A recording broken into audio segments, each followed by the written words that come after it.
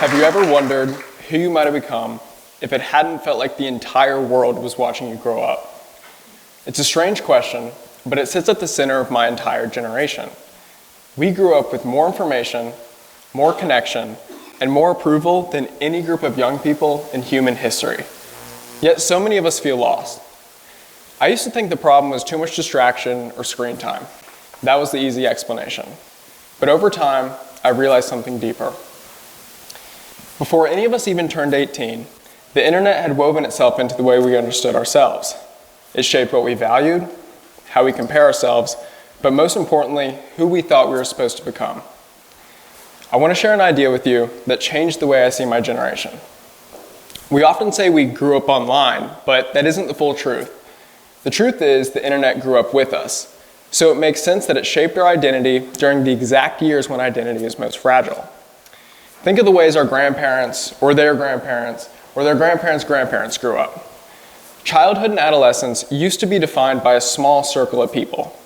Your family, your friends, your neighborhood. Your sense of self came from the humans physically near you. But teenagers today are growing up in a world where many of their closest relationships exist at a distance, through a screen instead of face-to-face. And that distance changes the kind of influence those relationships have.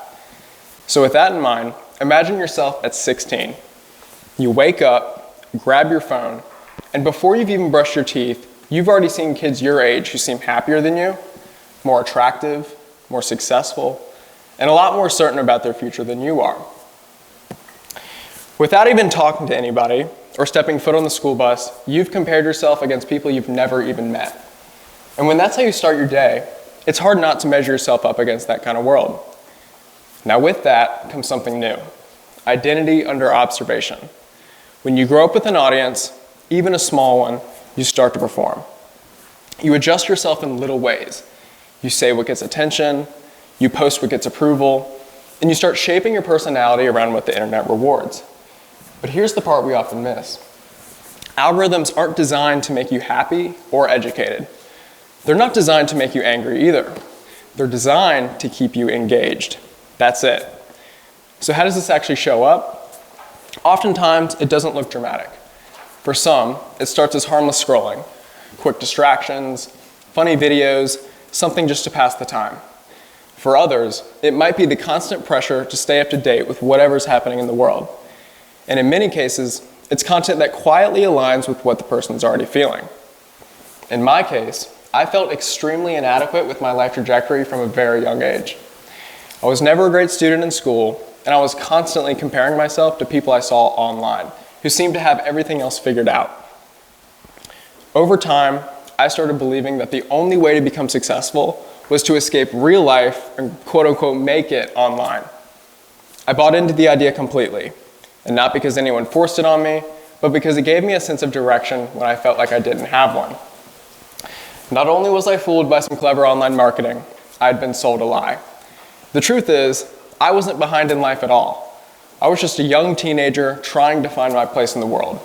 But it didn't help that my insecurities were exploited in a way that further convinced me of something that wasn't true.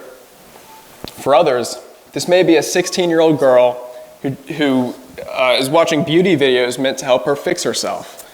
It could be her 14-year-old brother who just had a rough week at school and is now watching videos that slowly reinforce how hopeless the world feels. There's no one box that fits all for how social media affects the mind, because we're all different. But when you're not careful, it's easy for social media to tug on those soft spots and take us places we never meant to go. My own life was shaped by the internet long before I understood what was happening. As a 13-year-old, I started building Instagram theme pages. I didn't have to show my face, which was perfect for me back then because I had no confidence in who I was. Hiding behind a screen felt safer than showing up as myself.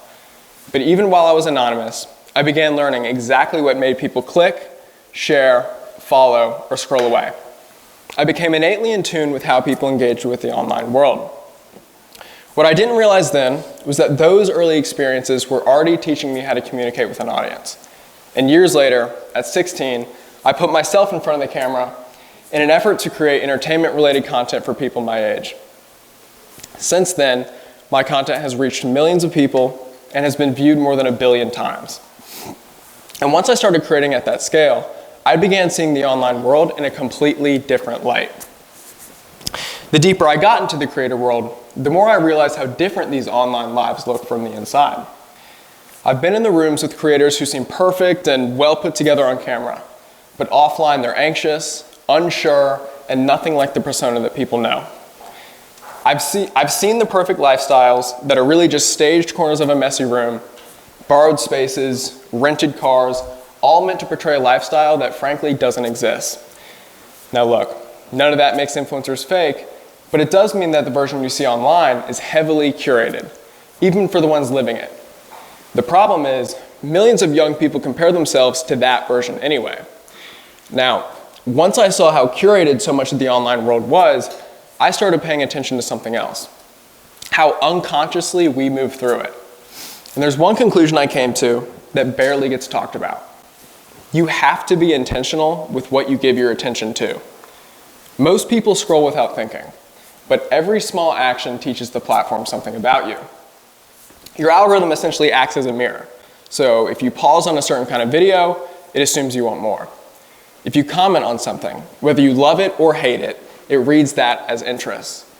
And if certain content makes you feel worse, the platform won't label it harmful, it's going to label it effective. This is why intention matters. If certain content consistently gets under your skin, scroll past it immediately. If certain creators constantly make you compare yourself, avoid lingering even for a moment. Over time, you can actually retrain what your feed looks like.